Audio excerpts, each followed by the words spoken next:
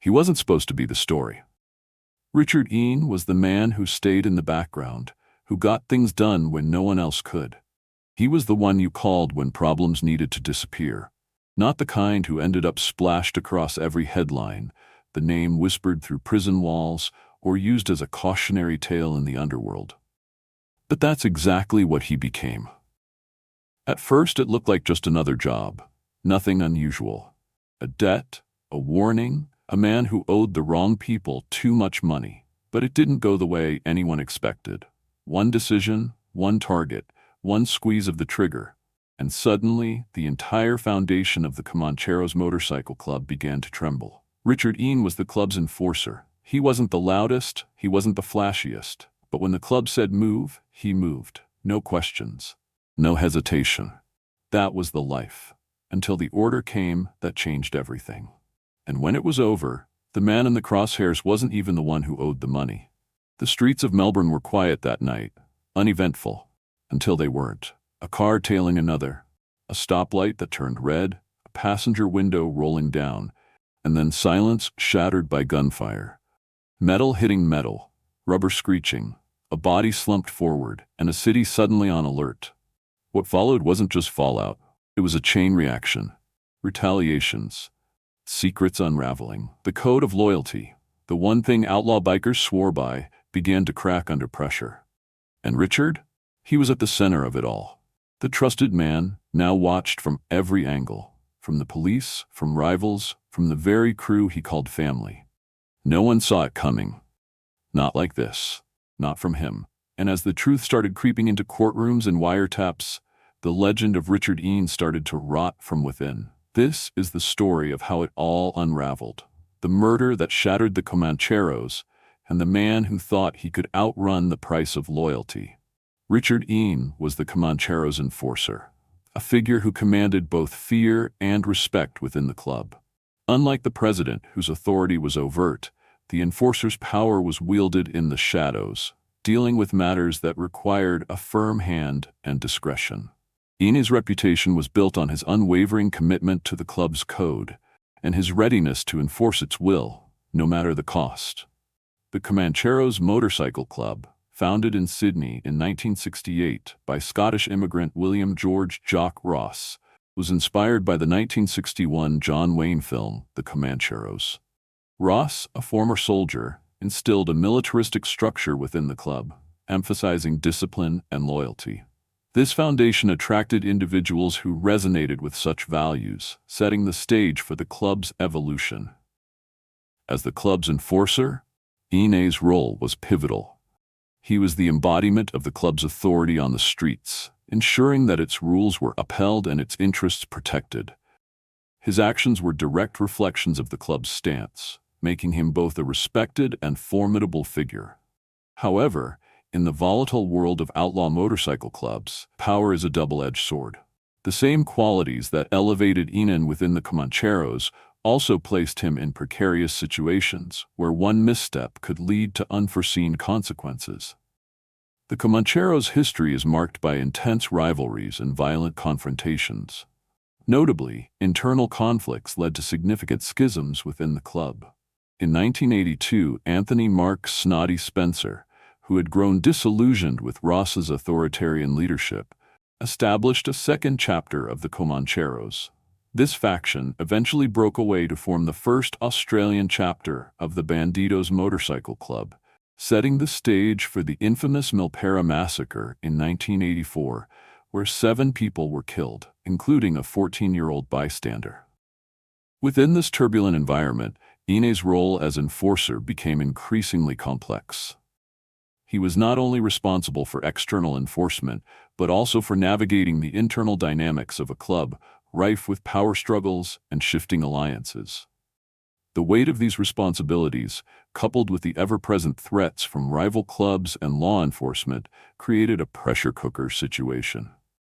For Eene, the question loomed: how long could he maintain his position before the very power he wielded turned against him?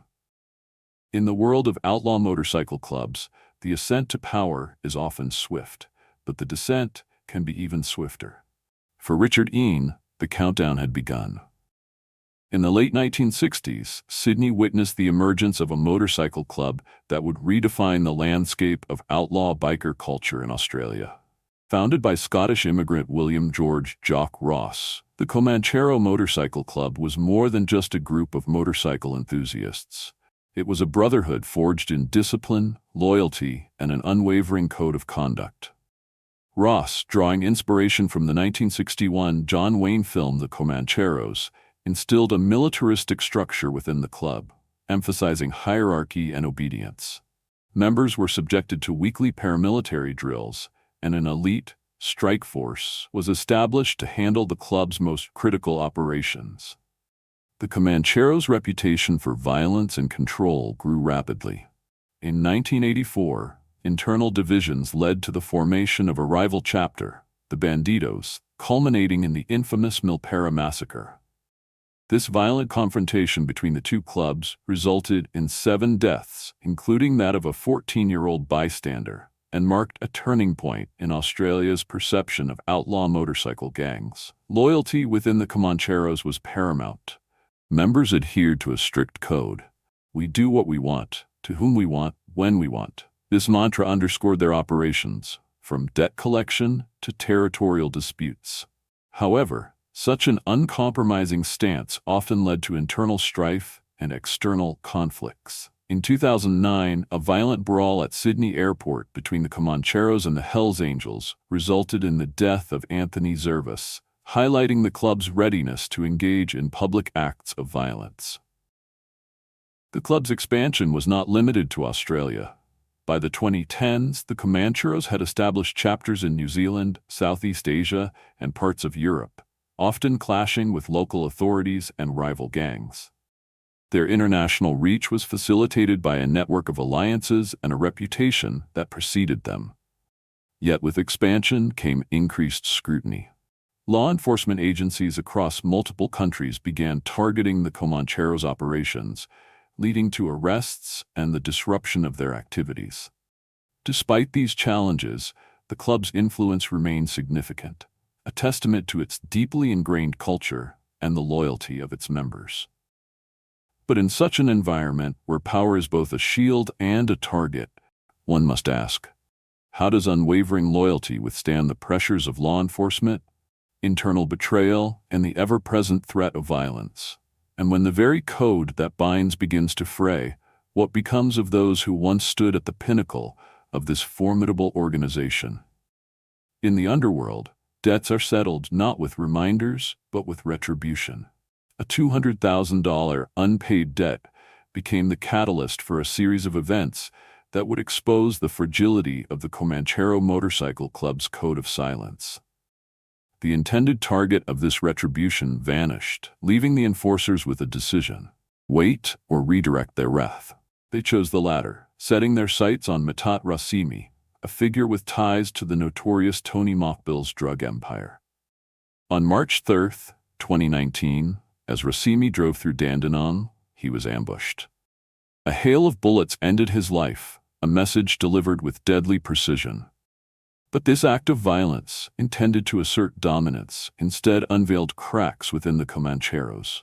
The murder weapon, allegedly supplied by underworld figure Daniel O'Shea, became a focal point in the investigation. O'Shea himself met a violent end just weeks later, a testament to the volatile nature of alliances in the criminal world. The aftermath of Rasimi's murder saw the arrest and conviction of key Comanchero members, including Richard Ene and Liceni Kakato. Their downfall was accelerated by the testimonies of insiders turned Crown witnesses, revealing the inner workings of the club. This botched job didn't just eliminate a target, it dismantled the illusion of invincibility that the Comancheros had cultivated. The question now looms: when the enforcers become the enforced upon, who truly holds the power? The assassination of Mitat Rasimi on March 3, 2019, sent shockwaves through Melbourne's underworld. Rasimi wasn't just another name. His deep-rooted connections made his murder a catalyst for a maelstrom of retribution and scrutiny. Rasimi's ties to the notorious drug lord Tony Mockbell were well documented. As a trusted associate within Mockbell's expansive drug network, Rasimi held significant sway. His abrupt and violent death was perceived not merely as an isolated act, but as a direct affront to the power structures of the criminal elite. The message was clear, but the response it elicited was anything but predictable. In the wake of the hit, factions within the underworld began mobilizing. Allies of Rasimi, viewing the act as a blatant provocation, started orchestrating plans for retaliation. The streets buzzed with whispers of impending vendettas, each more ruthless than the last. The equilibrium that once maintained a fragile peace among rival groups was now teetering on the brink of chaos. Law enforcement agencies, attuned to the undercurrents of gangland politics, recognized the potential for an all-out turf war. The murder of a figure as prominent as Rasimi couldn't be overlooked. Victoria Police's homicide squad, in collaboration with specialized units, escalated their operations. Surveillance on known Comanchero members intensified, with wiretaps, stakeouts, and informant networks working overtime to glean actionable intelligence. The objective was twofold: prevent further bloodshed and dismantle the apparatus that sanctioned such high-profile executions. The media's spotlight further exacerbated tensions. Detailed reports on Rasimi's murder, coupled with speculations about the perpetrators and their motives, dominated headlines. This not only kept the public on edge but also added pressure on law enforcement to deliver swift justice. Every revelation, every leaked detail, acted as a tinderbox, threatening to ignite further violence. Within the Comancheros, the atmosphere was equally volatile. The brazenness of the act, while intended to solidify their dominance, inadvertently exposed vulnerabilities. Internal discussions became fraught with paranoia. Who sanctioned the hit? Was there a leak? The very foundations of trust and loyalty were under scrutiny. Members questioned the prudence of such a move, especially given the intensified police focus and the potential for internecine conflicts. As days turned to weeks, the ripple effects of Rasimi's murder permeated every layer of the criminal underworld. Alliances were tested, old wounds reopened, and the specter of retaliatory violence loomed large. The Comancheros found themselves not just battling external adversaries, but also contending with internal dissent. The question on everyone's mind: was this the beginning of the end for the club that once feared no one? In this intricate web of power plays and vendettas, one truth emerged with stark clarity. What began as a message had morphed into a murder with consequences far beyond what anyone could have anticipated. In the aftermath of Mitat Rasimi's assassination, law enforcement embarked on a meticulous and unyielding pursuit of justice. The homicide squad, recognizing the high-profile nature of the crime, intensified their efforts, leaving no stone unturned. Surveillance footage became a pivotal asset. Detectives released images of an individual seen approaching and departing from a stolen orange Ford Ranger Ute around the time of the murder, urging the public to assist in identifying the suspect. Informants within the criminal underworld began to surface, providing critical insights into the Comancheros' internal operations. These revelations exposed patterns and connections previously obscured, painting a clearer picture of the organization's hierarchy and activities. The evidence amassed led to significant breakthroughs. In November 2019, coordinated raids across multiple locations resulted in the arrest of 2 men linked to Rasimi's murder. These operations underscored the relentless determination of law enforcement to dismantle the networks responsible for such brazen acts. However, the authorities were not the only ones intensifying their scrutiny. Within the Comancheros, a palpable sense of unease began to fester. The murder of Rasimi, intended as a demonstration of power, inadvertently sowed seeds of distrust among members. Whispers of informants and potential betrayals permeated the ranks, leading to internal investigations and confrontations. The once unified front of the club showed signs of fragmentation, as members grappled with the dual threats of external law enforcement pressure and internal discord. This convergence of relentless police pursuit and growing internal paranoia set the stage for a dramatic unraveling. The Comancheros found themselves ensnared in a tightening net, with alliances tested and loyalties questioned. The looming question remained: Could the club withstand the mounting pressures, or was this the beginning of an irreversible decline? The Comanchero Motorcycle Club, long revered for its unyielding code of loyalty, found itself ensnared in a web of suspicion and fear following the assassination of Mitat Rasimi. The very foundation that held the brotherhood together began to erode as whispers of betrayal echoed through its ranks. Mick Murray, the national president, faced mounting legal challenges. In April 2022, he was arrested and charged with the murder of Rasimi, a move that sent shockwaves through the organization. This high-profile arrest intensified internal anxieties, leading members to question the integrity of their inner circle. The paranoia wasn't unfounded. In 2019, two Comanchero members, Licini Kakato and Richard Ene, were arrested and charged with Rasimi's murder. The rapid succession of arrests raised alarms. Was there a mole within? Who among them had turned informant? The once solid bonds of trust began to fray. Amidst this turmoil, leadership dynamics shifted. Tariq Zahed, the national sergeant-at-arms, emerged as a potential successor to Murray. However, an assassination attempt in May 2022 left Zahed critically injured and his brother dead, further destabilizing the club's hierarchy. The timing and precision of the attack fueled speculations of internal betrayal. The pervasive atmosphere of distrust led to silent chaos. Members distanced themselves, conversations became guarded, and the once unified brotherhood splintered into factions. The looming question remained: who would be the next to fall? In a world where loyalty was the cornerstone, the Comancheros faced an existential crisis. The gang, once built on unwavering allegiance, was on the brink of consuming itself from within. In the aftermath of Mitat Rasimi's assassination, the walls began to close in on the Comanchero Motorcycle Club. The once feared brotherhood found itself ensnared in a web of suspicion, betrayal, and relentless law enforcement scrutiny. Richard Ene, a key figure in the club, was no stranger to the underworld's machinations. However, the arrest of fellow member Licini Kakato on charges related to Rasimi's murder sent shockwaves through the organization. The possibility of Kakato cooperating with authorities loomed large, casting a shadow of doubt over the club's code of silence. The situation intensified when Mick Murray, the national president of the Comancheros, was arrested and charged with Rasimi's murder. This high-profile arrest signaled a significant shift in the club's fortunes, as law enforcement agencies ramped up their efforts to dismantle the organization. The once impenetrable fortress of loyalty and secrecy was beginning to crumble. Amidst this turmoil, Eene received a call from his lawyer. The message was clear: the authorities were offering a deal. Cooperate, provide information, and potentially receive a reduced sentence. The proposition forced Ene into a moral quandary. Should he uphold the club's code of silence, or should he prioritize his own survival?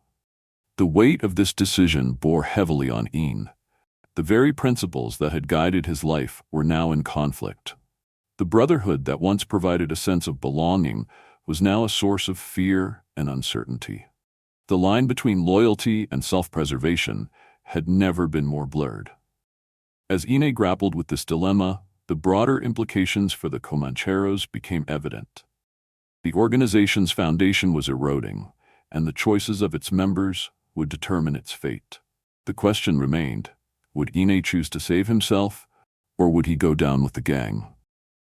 In the aftermath of Mitat Rasimi's assassination, Richard Ene, a prominent figure within the Comanchero Motorcycle Club, found himself at a crossroads.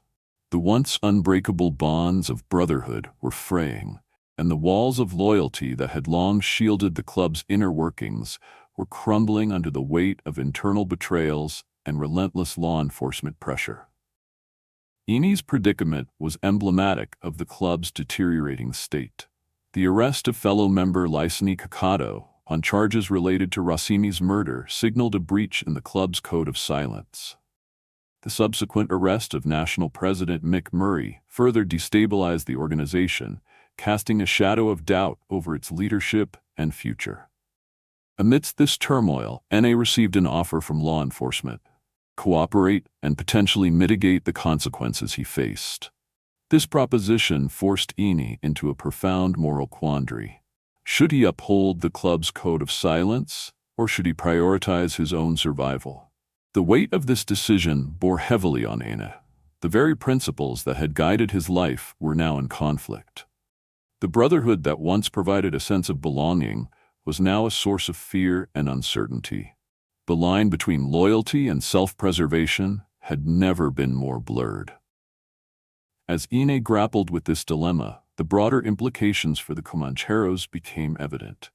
The organization's foundation was eroding, and the choices of its members would determine its fate. The question remained, would Eene choose to save himself, or would he go down with the gang? One decision would write his legacy forever. In the early hours of a quiet morning, the silence was shattered by the sound of sirens and the swift movements of law enforcement. Richard Ene, once a formidable enforcer for the Comanchero motorcycle club, was apprehended in a meticulously planned operation. The arrest was executed with precision. No resistance, no spectacle, just the cold, hard reality of justice catching up. Ene faced multiple charges, including the murder of Mitat Rasimi and possession of a firearm as a prohibited person. The weight of the evidence against him was substantial, a culmination of relentless investigative work by authorities.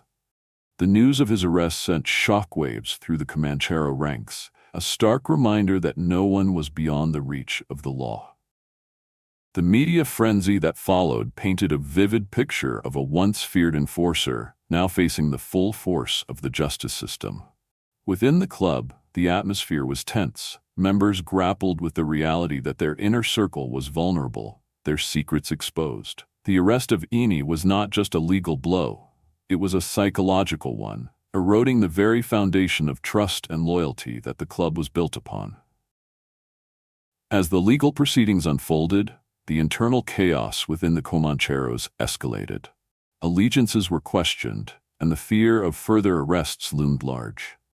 The once unified front of the club was fracturing, with members turning on each other in a desperate bid for self-preservation. The arrest of Eene marked a turning point, a symbol of the club's vulnerability and the beginning of its unraveling. In the end, the enforcer became the evidence, his downfall serving as a cautionary tale of how power, when wielded without accountability, can lead to a precipitous fall. The legacy of Richard Ene and the Comanchero Motorcycle Club would forever be marred by this chapter, a stark reminder of the consequences that come with a life entrenched in crime. The courtroom was electric with tension. Media crews jostled for position, their cameras capturing every flicker of emotion on the faces of those present. Inside, the atmosphere was thick with anticipation as the trial of Richard Ene and Eene commenced. The prosecution's case was bolstered by the testimony of a key informant, known only as Witness A.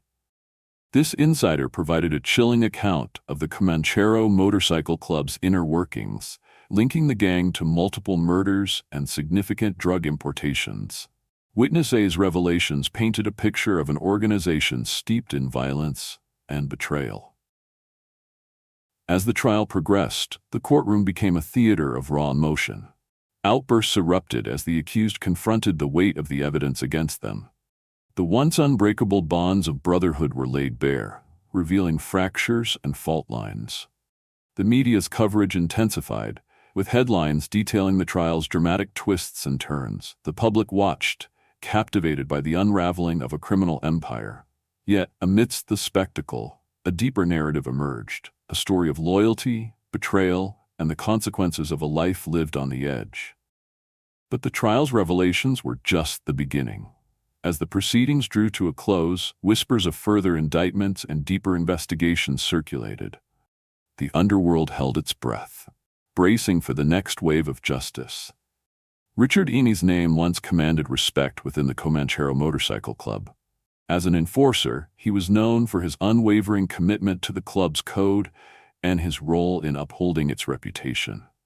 However, following his conviction for the murder of Mitat Rasimi, Ene's legacy has undergone a dramatic transformation. The trial revealed the depths of the Comancheros' criminal activities, with Ene's actions serving as a focal point. His involvement in the botched assassination, subsequent arrest, and conviction highlighted the vulnerabilities within the club's structure. The once feared enforcer became a symbol of the organization's unraveling. The Comancheros, already under intense scrutiny from law enforcement, faced further destabilization. The arrest of key figures, including National President Mick Murray, and the exposure of internal betrayals, led to a fracturing of the club's hierarchy. The once unified brotherhood was now marked by suspicion and infighting. Ene's downfall serves as a cautionary tale about the perils of absolute loyalty within criminal organizations. His transformation from a respected enforcer to a convicted murderer underscores the consequences of a life entrenched in crime. In the world of outlaw motorcycle clubs, where loyalty is currency, Ene's account has been closed. As the Comancheros grapple with the aftermath of these events, the question remains, can the club recover from the internal and external pressures that have brought it to its knees? Or will Ene's legacy be the harbinger of its ultimate demise? Richard Ene wasn't the president. He wasn't the face of the Comancheros, but he was the hand that enforced the will of the club, the man you never saw coming until he was on every front page. He rose through the ranks, built a name forged in fear. But it only took one job, one mistaken identity, one $200,000 debt to bring it all crashing down. From enforcer to inmate, from loyalty to betrayal, and from the shadowy streets of Melbourne to the harsh lights of the courtroom, every decision Richard Ene made pulled one more thread from the fabric holding the Comancheros together. And when the dust settled, what was left? A gang in fragments, a legacy rewritten, and a man whose name once meant fear, now just another cautionary tale in the underworld's long, bloody history. One man's rise, one mistake, one gang's unraveling. So what would you have done? Walk away, or stay loyal to a crumbling code? Let us know in the comments below, because in this world, the line between honor and self-preservation is razor thin. And don't forget to subscribe for more gripping stories that pull back the curtain on the darkest corners of the criminal world. This is just the beginning.